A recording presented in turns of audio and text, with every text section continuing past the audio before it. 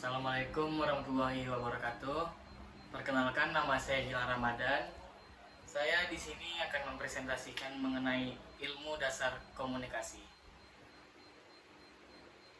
Hari ini kita akan menjelajahi konsep-konsep fundamental yang membentuk cara kita berinteraksi, berbagi informasi, dan membangun hubungan. Mari kita mulai perjalanan untuk memahami kekuatan komunikasi dalam kehidupan kita. Apa itu komunikasi? Komunikasi adalah proses penyampaian dan penerimaan pesan antara dua orang atau lebih individu. Ini bukan tentang berbicara atau mendengar, tetapi juga melibatkan pemahaman makna di balik kata-kata, ekspresi, dan tindakan. Komunikasi adalah fondasi dari setiap interaksi manusia. Esensinya terletak pada kemampuan untuk berbagi pikiran, perasaan, dan informasi secara efektif, menciptakan koneksi yang lebih dalam dan meminimalkan kesalahpahaman. Elemen kunci komunikasi antara lain yaitu pengirim. Pengirim adalah individu yang memulai proses komunikasi dengan menyampaikan pesan. Kedua, pesan. Pesan ialah informasi atau gagasan yang disampaikan oleh pengirim. Yang ketiga adalah encoding. Encoding ialah proses mengubah pesan menjadi bentuk yang dapat dikirim, kata atau gestur.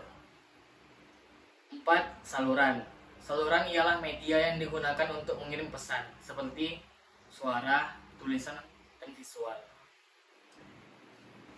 Decoding adalah proses penerima atau mengipresentasikan pesan yang diterima. 6. Penerima. Penerima ialah individu yang menerima dan menginterpretasikan pesan. 7. Umpan balik. Umpan balik ialah respon penerima terhadap pesan yang diterima. Jenis-jenis komunikasi dari diri hingga massa. 1. Intrapersonal. Intrapersonal ialah komunikasi dengan diri sendiri, seperti berpikir dan merenung. Kedua, intrapersonal. Interpersonal yaitu pertukaran pesan antara dua orang atau lebih, seperti percakapan. 3. Kelompok. Kelompok ialah komunikasi yang terjadi dalam kelompok untuk mencapai tujuan. 4. Publik. Publik ialah penyampaian pesan kepada audiens yang besar seperti pidato. 5. Massa. Massa ialah komunikasi melalui media massa kepada khalayak luas dan anonim.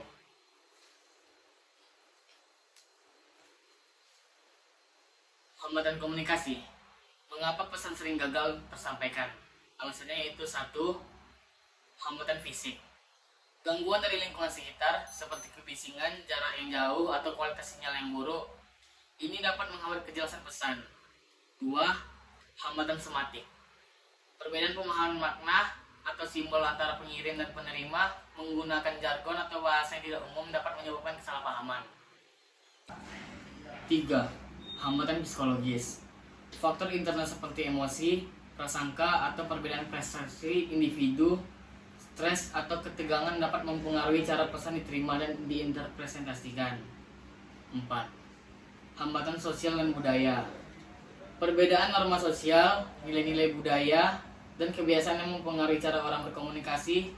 Apa yang dianggap sopan di satu budaya mungkin tidak di budaya lain. Prinsip komunikasi efektif. Strategi yang jelas untuk pesan yang jelas. 1. Jelas dan ringkas. Sampaikan pesan dengan lugas, hindari ambiguitas dan informasi berlebihan. 2. Empati.